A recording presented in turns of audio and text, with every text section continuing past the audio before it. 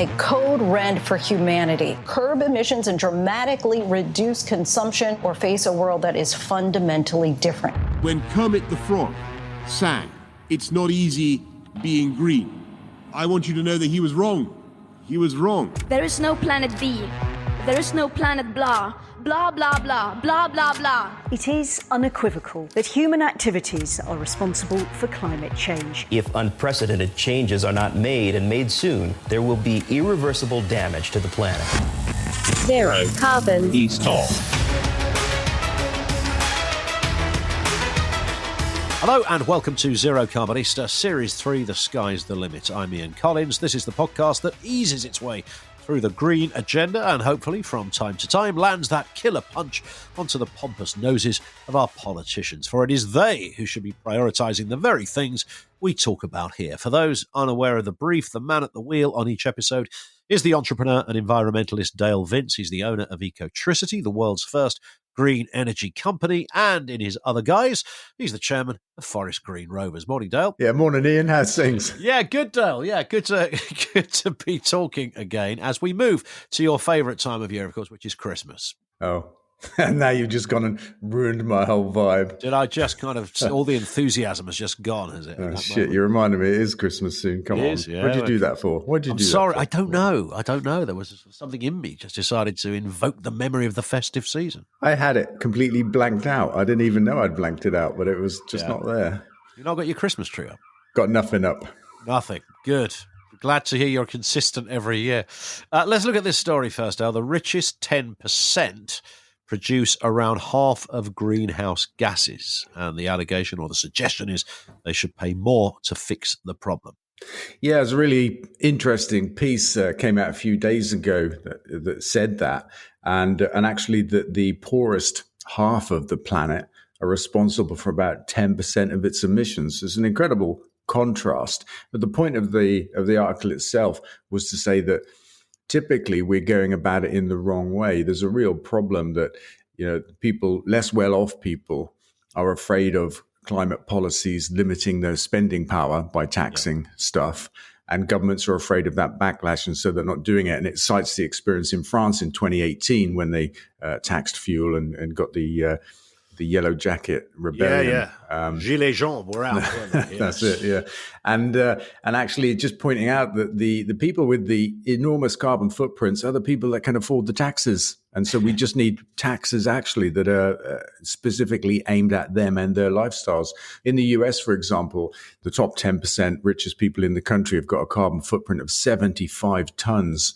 And half the US, the poorest half of the US, have got a carbon footprint of just 10 tons. It's an enormous contrast. And so basically a flat rate carbon tax is a problem, because it's hitting the people with tiny carbon footprints, as in the same way as it does people with bigger carbon footprints who can actually afford to pay much, much more.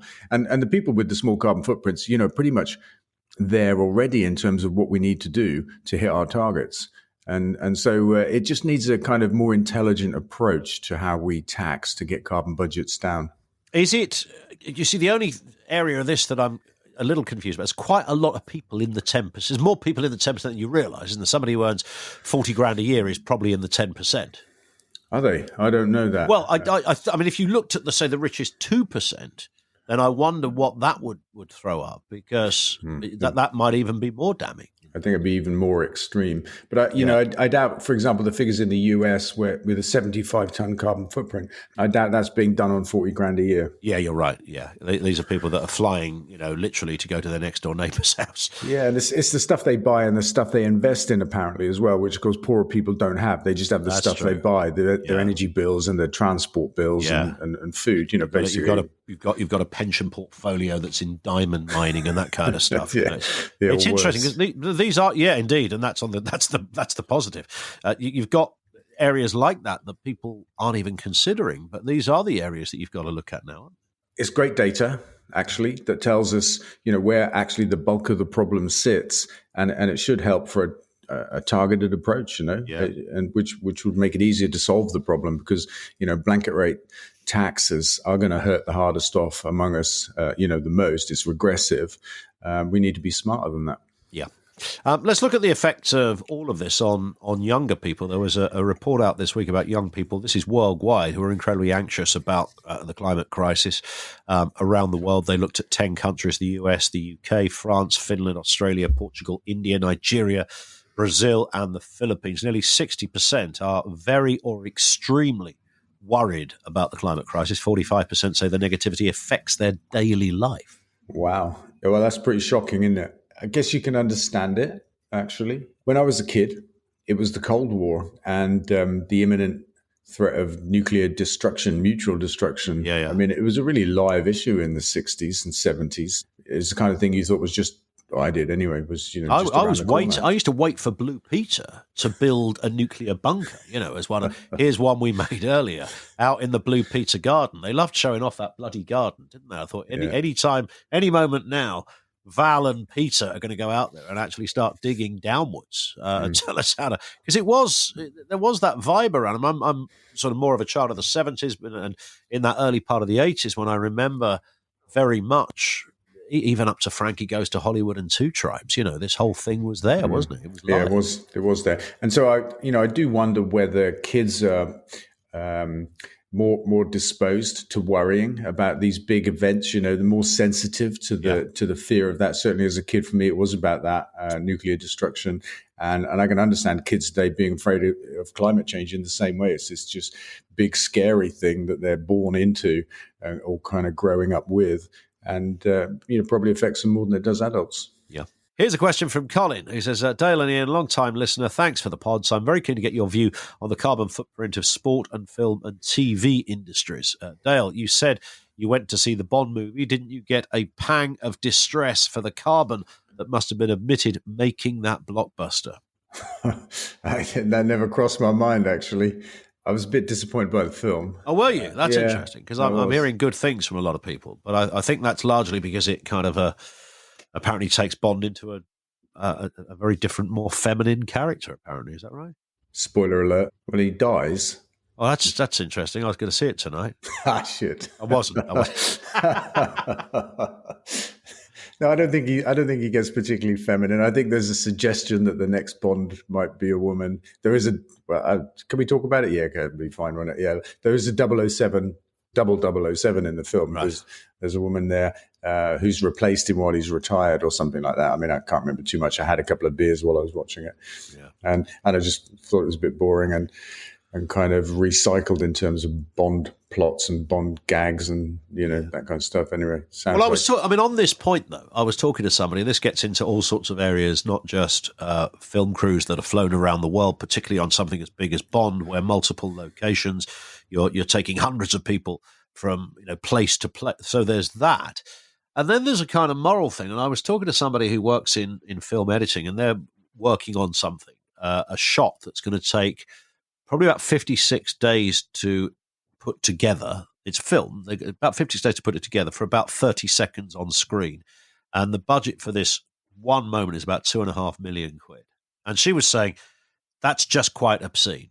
And in fact, it wasn't even that relevant to the plot of the film. But of course, the vanity of filmmakers, they want to make everything look shiny and good. And so there's, I suppose, that issue of sort of financial extremism, to put it that way. Yeah, and I guess it's like an arms race as well, isn't it? In Hollywood and in filmmaking, every year we see bigger budgets and more special effects, and I think the problem these guys have is that they've got to keep exceeding expectations or meeting them. Even it's a bit of an arms race the way I look at it. Yeah. But, on the film front, actually. Interesting piece of news. I think I'm allowed to say this, but I'm going to say it anyway. There's a documentary being made about Forest Green Rovers. Fantastic. We start filming next week, and it's being funded by FIFA, and it could land on some of those big platforms that I'm definitely not allowed to mention at this moment in time. But they're going to shoot for 6 or 7 months for the rest of our season as we look. Sure. I'm not going to say nailed on for promotion, but it's looking pretty good. And then follow it up next season as well. It looks like it's going to run for several years, which is kind of like a big deal as well. That is good. Yeah, and these guys are shooting for 1 month to make a 1 hour episode. Yeah. It's extraordinary, isn't it? It's a lot of work they do. Yeah. I mean, I get that, and I understand that process. I know what it's like in audio, where you can record hours of stuff just to get 20 minutes and the like. But I guess it's that question of excess, isn't it? You know, when it comes to big Hollywood and the film blockbusters, industry. absolutely. Yeah, and bands traveling around the world. That's you look at their gig dates. They're in Sao Paulo, they're in Sydney, they're in London, they're in Berlin, and they're back to Auckland. And no, these are. Do we stop all of that? Is that what we're meant to do? Yeah, and I think in some cases, you've got bands talking a good game about carbon footprints and then saying, oh, you know what, I can't give up my private jet. I think that was Coldplay, actually. Yeah. And you think, well, come on, guys, you've got to do better than that. I don't think we should stop touring completely. I mean, it's a little bit, the question comes up in sport. Should we have international football competitions, for example? And, and I think it's a mistake to be having those conversations, actually, because there's so much that we can fix before we have to worry about that aspect of life and entertainment like films, football, that kind of stuff. I mean, it's really important to, literally millions and tens of millions of people. That's an important part of culture that we missed, for example, when we had the lockdown 2 years ago. And I think that it also gives the wrong impression that the life we need to live to get to zero carbon is a life of denial and giving stuff up. And there's so many big things we can do before we need to worry about flying. And by the time we get to there, 10 years from now, there will be electric planes. And so I just think it's a mistake to put that at the front of the debate. And also just a final point from Colin. He says, I'm eagerly watching to see if Dale embarks on a political career, maybe alongside Gary Neville. I first read that as Gary Barlow. I thought, wow, really? Is he going into politics? We've talked about this. We've covered this territory on previous episodes, Dale. Do you fancy a little bit of politics? Well, I've been thinking about it for a while. It's kind of trailered in my book, isn't it? Kind of put out there as a possibility. And I'm still not in a place where I made a decision. But I didn't know Gary Neville was thinking about it, or maybe he's not. Maybe that's just. Well, I guess he gets a bit. I didn't know he was, but he kind of makes his views known in a sort of Lineker-esque kind of way. Oh, he's outspoken, isn't he? He's very direct. I like what he does. I like what he says. Also this, Ofgem blamed for errors that led to energy firms collapsing. Did you see this headline? Yeah. I didn't write it. Do we? Could you have written it, though? That's the question. I may have said it. Yeah. Do you have meetings with Ofgem in your time? Yeah, some. But look, I think this is like saying the sun rises in the east. It's like, we all know this, actually. But it was only a headline, and behind that was a report from Citizens Advice Bureau, I think it was, looking into the causes of the crisis. And, they got it pretty right. But this is stuff that's been going on a long time. Like they said, for 10 years, Ofgem have been allowing reckless gambles in the energy market. We first flagged it in relation to a company called OVO, which was a startup back in the day that was funding its losses from customer credit balances because it got people to pay 1 month in advance for their energy and then use that to fund loss making. And we flagged that to Ofgem. That's unregulated banking there. And they were paying interest on the money as well, like a bank. But Ofgem weren't interested. So. This from Shelley on Facebook. Oh, here we go. Gary Neville is 500 to 1 on becoming the next Prime Minister. Fancy joining him? It's another question about your political affiliation. Well, I'd like to know what my odds are. Well, I put you above Neville every day of the week, frankly. Well, there's a competition on now. So, yeah, I'm going to check it out when I get off this call. This one from James. Is your audio book out yet, Dale? Oh, thanks, James, because actually it is. And we found this out finally. Well, no, it's been out kind of on some platforms for a week or so. Audible is the one we were struggling to get it on. And we pulled that off, I think, finally yesterday. You might have to bring the book bugle back, but the audio version of it, Ian, maybe there isn't one. There it is. There's the book bugle, the distant book bugle, but it was there. In fact, we can go one better. We can play, because it's narrated by yourself and Chris Packham, isn't it, the book? Yeah, that's right. Yeah, absolutely. And had good fun, actually, doing that. I learned a lot about speaking, actually, funnily enough. I thought I knew how to speak. until somebody asks you to narrate an entire book. Let's have a listen. Modern life is without respect for nature or the value of anything, perhaps other than money. We pump pollution into the air and sea as if we think it will magically disappear. And for a while it kind of did. But 7 billion of us doing this has made it noticeable. We need to evolve the way we live so that it's within planetary boundaries, within the scope of what our planet can sustain. Everything we need and all we can ever have is on this planet. If we don't balance things up, then ultimately we won't be a species this planet supports. It's a simple big picture. We're at the boundaries now. We have to evolve or die. But it's not all doom and gloom by any means. I'm not. This book is not. I spent my life in pursuit of a different way to live.